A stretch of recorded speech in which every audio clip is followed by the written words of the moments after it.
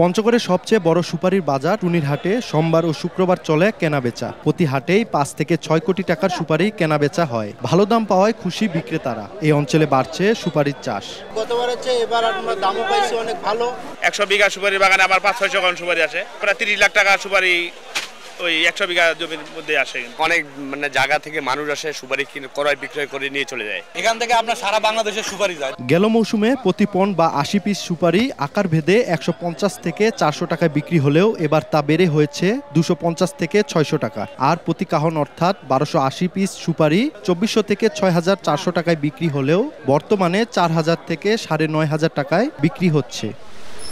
কৃষি বিভাগ বলছে এ মৌসুমে জেলায় ৬৫২ হেক্টর জমিতে সুপারি হয়েছে। বাণিজ্য হতে পারে ১৫০ কোটি টাকার।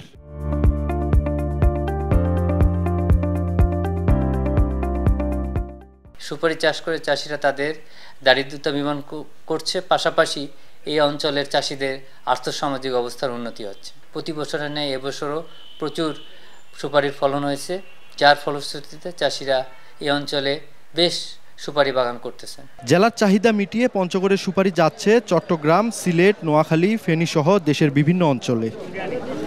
সোহাগ হায়দার, সময় সংবাদ, পঞ্চগড়।